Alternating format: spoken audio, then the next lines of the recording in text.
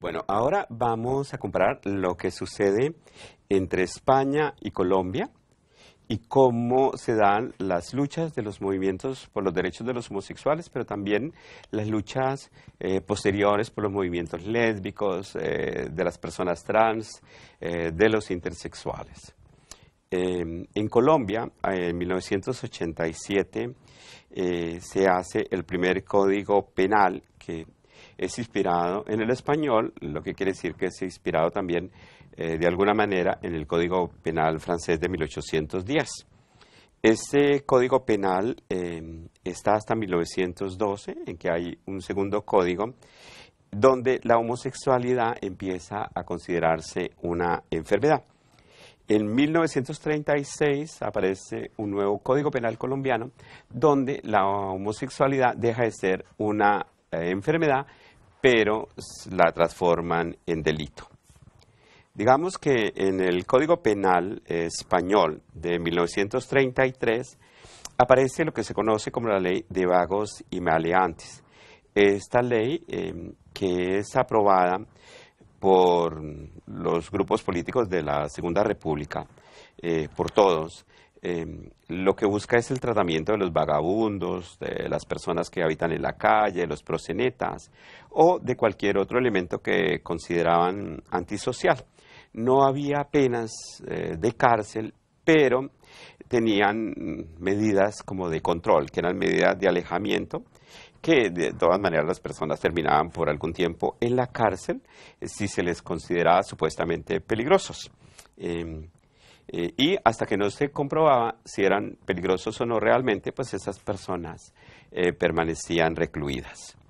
En el Código Penal de Colombia, de 1936, en el título segundo, que habla sobre la libertad y los honores sexuales, digamos, se habla en el capítulo cuarto también de los abusos deshonestos. Y allí hay un artículo, el 323, que pone como una edad para tener relaciones sexuales, que es la edad de los 16 años, que es una edad en que las personas ya pueden consentir relaciones eróticos sexuales. Se usa exactamente ese término y hablan de el acceso carnal, que se explican en otros artículos. Pero cuando se hace con un menor, digamos que hay presión entre los 6 meses y los 2 años. En España, en 1954, el Código Penal, que venía vigente desde 1933, ya habíamos hablado de la Ley de Vagos y Maleantes, se modifica por el régimen franquista y se incluye la represión a los homosexuales. ¿Sí? En Colombia, en el Código de 1936, se dice que habrá una sanción similar a la de los heterosexuales cuando el acceso carnal es homosexual, pero se hace una salvedad, y es que ya no son los mayores de 16 años, sino con personas de cualquier edad. En el capítulo sexto también se condena a las personas que permiten que en sus espacios se ejerza el trabajo sexual, que incluye, no se habla de ese término, pero se sanciona no a quien lo ejerce, sino al proxeneta, es decir, al que crea las condiciones para que haya relaciones sexuales con fines lucrativos.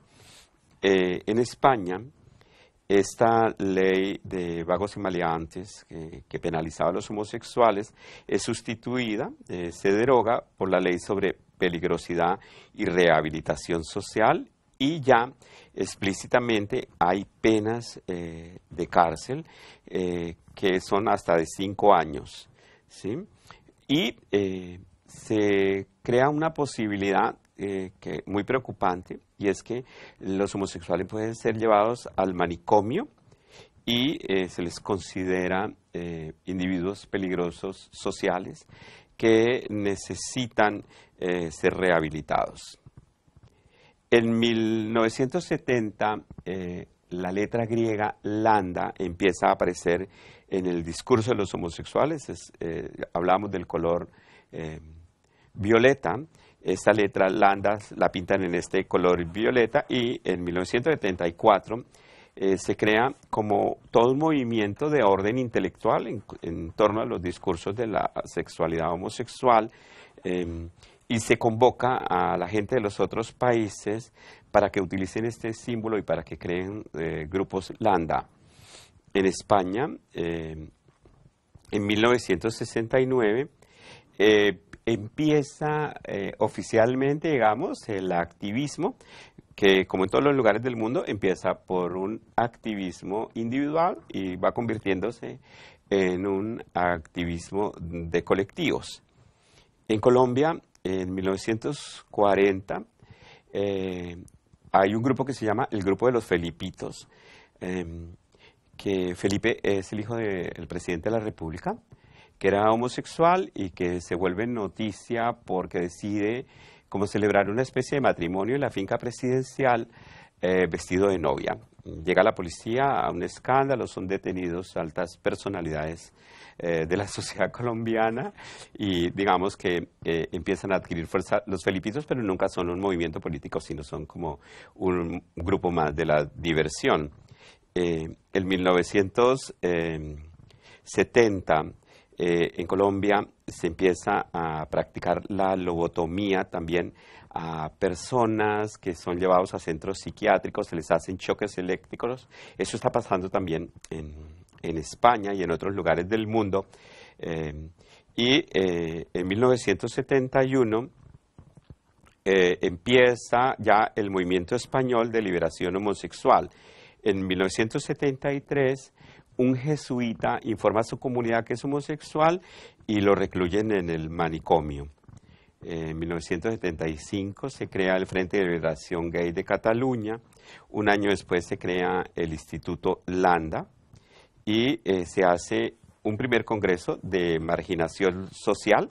Y en ese año un carmelita descalzo, Antonio Roy, gana el Premio Planeta de Literatura con una obra abiertamente homosexual. En 1977, la coordinadora de Frentes de Liberación Homosexual del Estado español es creada. Al mismo tiempo, digamos, los estudiantes universitarios europeos, más específicamente los franceses, Deleuze, Guattari, empiezan a crear teorías en torno a la sexualidad y una de las teorías que se desarrolla es la teoría sexpol que tiene muchísima influencia teórica y política en el movimiento homosexual colombiano. En 1976 nosotros creamos el Grupo de Estudio por la Liberación de los Gays y creamos un grupo de intelectuales y artistas homosexuales que llamamos Heliogábalus. Aquí cabe la atención decir que el movimiento homosexual en Colombia aparece de una manera muy particular y es que León Zuleta escribe un artículo en un periódico trotskista en el que habla de un movimiento homosexual que tiene 10.000 miembros. Yo le escribo a Zuleta diciéndole que quiero participar del movimiento y Zuleta me dice que lamenta informarme que todos los ceros son falsos, pero que ya somos 2 en el grupo. Yo empiezo a convocar gente en Bogotá y él en Medellín y así va desarrollándose el movimiento. Por esa misma época, en 1977, hay la primera manifestación del orgullo gay en España, que es en Barcelona, y en 1978 se retira en la legislación española la ley de peligrosidad social, que es como la primera victoria que tiene el movimiento homosexual. En 1978, el Grupo Greco de Medellín, el Grupo de Estudio de la Cuestión Homosexual, empieza sus trabajos, es un grupo de estudiantes universitarios. Y en 1980 creamos la primera revista en Colombia que se llama Ventana Gay, que circula a nivel nacional. En 1980 en España se hace el primer encuentro de lesbianas del Estado español y también en esos mismos momentos aparecen las primeras lesbianas en el movimiento colombiano. Digamos que en Colombia también tenemos el primer victoria, y es que logramos que los constitucionalistas, al discutir el Código Penal colombiano, digamos, escondan bajo la mesa el artículo que pena la homosexualidad, y es así como deja de ser delito. Nosotros habíamos discutido muchas maneras de despenalizarlo, pero nos dimos cuenta que la mejor manera era no discutirlo. En 1981 se desarrolla el primer manifiesto por los derechos de los homosexuales en Bogotá, y en 1982 se crea en Colombia el grupo Landa y se hace un primer encuentro latinoamericano de movimientos, porque ya han surgido movimientos en muchos otros países, también en Centroamérica, y se hace la primera marcha por los derechos de los homosexuales. Y también se publica en 1981 el primer manifiesto por los derechos de los homosexuales. En 1983 aparece el SIDA, y esto produce como una especie de retroceso en los movimientos gays de todo el mundo, porque empieza a relacionarse el SIDA con la homosexualidad. En ese mismo año, en España se despenaliza la operación de cambio de sexo, y en 1986 hay otro hecho importante, y es que la homosexualidad deja de ser delito contra el honor en el ejército español. En 1987 se crea la primera organización específicamente transexual, Transexualia, y luego nos encontramos con la primera conferencia mundial de SIDA, en que podemos participar personas que no son miembros del equipo de salud. Ahí creamos muchos grupos de trabajo y se toma la decisión de potenciar una vez los movimientos homosexuales. En ese mismo año, el Parlamento Europeo crea una resolución de la no discriminación de los transexuales, y en 1991 se crea la Federación Española de Lesbianas y Gays, a la que posteriormente empiezan a participar transexuales.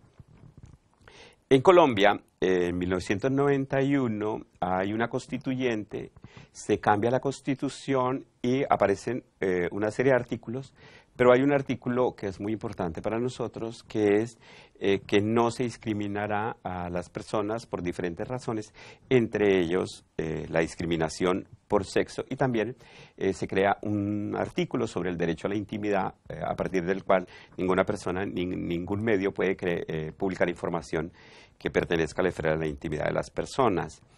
En 1994, en España, en Victoria, se hace el primer registro de uniones civiles de personas del mismo sexo. Y en el siguiente año ya deciden que el tema de las uniones entre personas del mismo sexo debe ser una bandera importante, y se regulariza la lucha en este tema. En Colombia, entre 1984 a 1989, empieza a aparecer como el movimiento juvenil o homosexual, y los jóvenes empezamos a participar del movimiento obrero y en las marchas del 1 de mayo, aun cuando no fuéramos trabajadores.